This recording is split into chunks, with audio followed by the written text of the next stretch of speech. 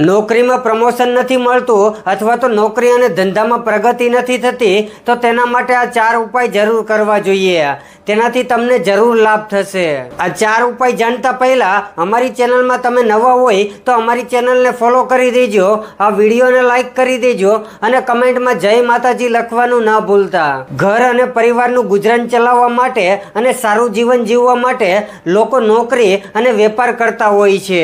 અને નોકરી અને વેપારમાં પણ એવું જોવા મળે છે કે અમુક લોકો જે પણ કાર્ય કરે છે તેમાં તે સફળ થાય છે અને અમુક લોકો રાત દિવસ મહેનત કરવા છતાં પણ તેને જોઈ તેટલી સફળતા નથી મળતી. આવું થવા પાછળ ગ્રહ અને નક્ષત્રનો અશુભ પ્રભાવ જવાબદાર હોઈ શકે છે. તો આજે આપણે એવા કેટલાક ઉપાય વિશે જાણીશું જેને કરવાથી કારકિર્દીમાં આવતી બધી જ બાધાઓ દૂર થઈ શકે.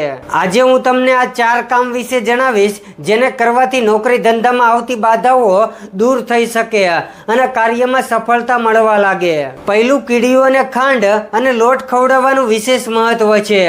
જો તમે પણ કામકાજ સંબંધિત સમસ્યાઓથી પરેશાન થઈ રહ્યા છો તો રોજ કીડીઓને ઘઉંના લોટમાં ખાંડ મિક્સ કરીને ખવડાવવાનું શરૂ કરી દો.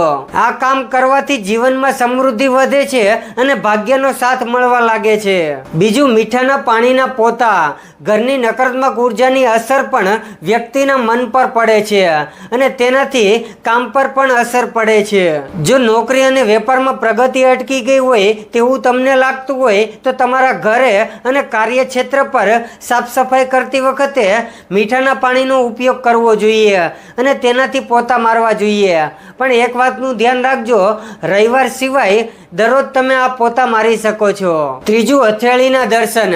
સવારે આંખ ખુલે એટલે સૌથી પહેલા બંને હાથ ભેગા કરીને તમારી હથેળીમાં જુઓ. સવારે જાગીને હથેળી જોઈને બંને હાથ એકબીજા સાથે રગડો અને પછી તમારા ચહેરા પર ફેરવો. આ સાથે જ હું તમને એક મંત્ર આપું છું. કરાગ્રે વસતે લક્ષ્મી, કર મધ્ય તું સરસ્વતી, કર મૂલે તું ગોવિંદા, પ્રભાતે કર દર્શનમ. આ મંત્ર બોલીને તમારા દિવસની શરૂઆત કરવી જોઈએ.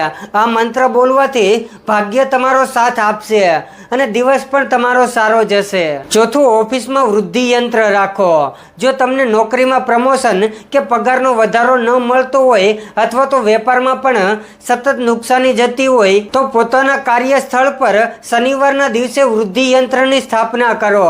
આ સાથે દર શનિવારે શનિદેવની સામે સરસવના તેલનો દીવો કરો. આ ઉપાય કરવાથી તમને જરૂર લાભ મળશે.